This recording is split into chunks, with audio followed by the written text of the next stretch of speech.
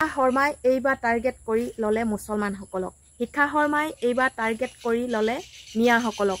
শিখা শৰ্মাই এইবাৰ মিয়াসকলক চকুৰ কুটা দাঁতৰ হোলৰ দৰে দেখিব নোৱাৰা অৱস্থা হ'ল।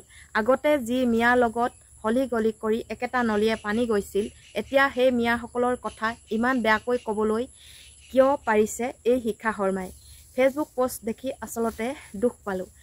বাক্সা জিলাত যিটো নেকি গাড়ী জ্বলাই দিয়াৰ অৱস্থা হ'ল, জুবিন গাৰ্গৰ অনুৰাগী হিচাপে সকলোৰে প্ৰতিবাদস্থলীত শ্যামকানু মহন্ত আৰু সিদ্ধাৰ্থ শৰ্মাক বিচাৰি যোৱা যিসকল মানুহৰ ওপৰত অত্যাচাৰ চলাইছিল আৰক্ষী প্ৰশাসনে সেইসকলৰ ক্ষোভত প্ৰতিবাদকাৰীসকলে বাহন জ্বলাই দিবলৈ সাহস কৰিছিল আৰু সেই সাহস কৰাৰ প্ৰতিবাদীসকল হেনো মিয়া আছিল। এতিয়া এই ফেচবুক পোষ্টটোৱে অসমতেই ভাইৰেল হৈ পৰিছে, কাৰণ মিয়াৰ সকলক বদনাম দি শিখা শৰ্মাই কি পাইছে আৰু শিখা শৰ্মাক কিয় গ্ৰেপ্তাৰ কৰিব পৰা নাই?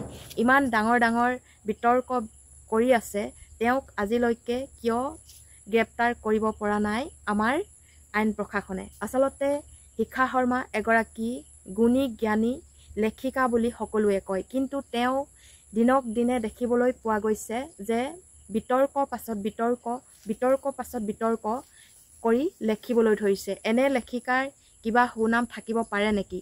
কিয় এনে কৰ্ম কৰিছে তেওঁ? আচলতে তেওঁ বিচাৰিছে কি? ভূপেন হাজৰিকাৰ পৰা ধৰি সকলোকে তেওঁ বিতৰ্কৰ মাজলৈ টানি আনিবলৈ চেষ্টা কৰে। শিখা শৰ্মাই জুবিন গাৰ্গৰ যিসকল অনুৰাগী, সেই অনুৰাগীসকলক এতিয়া কি বুলি কৈছে? য'ত নেকি হিন্দু, মুছলিম, খ্ৰীষ্টান কোনো ধৰ্মৰ বাছ বিচাৰ নথকাৰ এখন ঠাইত যিটো নেকি প্ৰতিবাদ কৰিছে জুবিন গাৰ্গৰ ন্যায়ৰ বাবে, সেই ন্যায় ক্ষেত্ৰত তেওঁ কৈছে কি? সকলোবোৰ হেনো মিয়াই এইবোৰ অপকৰ্ম কৰিছে। যিকেইখন বাহন জ্বলাই দিলে সেইবোৰ কুকৰ্ম কৰিবলৈ মিয়াসকলে উচতাই দিছে। জুবিন গাৰ্গক অসমৰ ৰাইজে কিমান ভাল পায় সেইটো আৰু বেলেগকৈ বুজাই নকলেও হ'ব। হয়তো সেই জুবিন গাৰ্গক ভাল পোৱাৰ দেখি শিখা শৰ্মাই এতিয়া বিতৰ্কিত পোষ্ট কৰিবলৈ আৰম্ভ কৰিছে, কাৰণ তেওঁ বিতৰ্ক কৰি ভাল পায় আৰু ভাল কাম কেতিয়াও নকৰে। সকলোতে বিতৰ্ক কৰি তেওঁ নিজৰ নামটো শিখা শৰ্মা বুলি প্ৰচাৰ চলাই আছে। গতিকে তেওঁক ইমান দিনে কিয় গ্ৰেপ্তাৰ কৰা নাই তাকেহে চিন্তনীয় বিষয় হৈ পৰিছে।